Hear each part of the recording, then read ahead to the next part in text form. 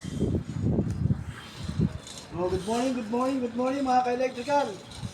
Patuloy na naman po ako nagbibigay ng kaalaman sa inyo. Ito po yung ginawa kong nakaraang post ko sa inyo. Ito na, patakbo na namin to. Mamaya, patatakbuhin mamaya to. Pumasok kami, dito kami sa roof deck. Mainit.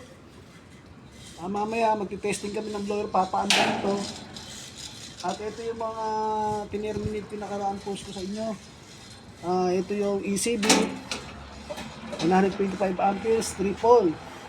Ito yung wire na nanggaling dito, number 40 ang ginamit ko. Kasi yun nakalagay dun sa plano. Ito number 14, RYB. Ito naman, 7 leads. Kasama yung grounding. Kaya naging 7 leads, pumunta rito sa motor yan. Pumunta rito sa, ito yung piping ko na D1. Tapos pumunta dito sa flexible conduit, flexible LQT. Pumasok na rito. Naka-terminate na ako rito dun sa motor. Ito yung turpala namin 18 kilowatts to. 18 kilowatts. Ito 380. 380 ang ang maximum niya 660.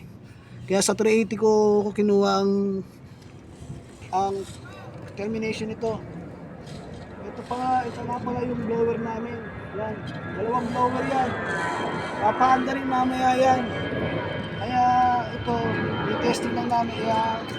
Pangalan pala nito, KEF, Kitchen Exhaust Fan. Tapos, ito, dalawa yan. Ang rotation niya, counterclockwise. Meron siyang nakalagay dito na arrow. Ayan po, naka-counterclockwise siya. Counterclockwise, ang ano niya, pabuga. Kukuha ng hangin, pabuga, itatapon dito sa labas. Dalawa yan. Isa lang muna ang patatakbuhin kasi dito kami sa taas, sa roof deck na naman kami, mainit. Kaya patuloy ko lang binibigay sa inyo yung post ko ng nakaraang buwan, linggo pa yata yun. Ito na yung mga controller din na meron na ring termination. Yan. Bali dalawa sila.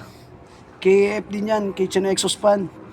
Ganun din ang pirahe yan, triple. 125 amperes. Tapos naka-piping ako na D1 ginamit yung tubo at nag-flexible ako rito. Flexible ako na LQT. Naka-termination na ako rito sa motor. Chichikin pa rin ng ng supplier ng WEG para malaman kung tama yung connection ko sa motor. Kasi palagay ko naman tama yan dahil kasi matagal na rin akong gumagawa ng ganito. Chichikin lang din nila para double check para malaman namin na tama talaga. Ayun lang mga guys, patuloy po ako nagpapasalamat sa panonood nyo ng aking video. Konting kaalaman lang po ang dapat ko ibigay sa inyo. Yun lang po. Maraming salamat. Thank you.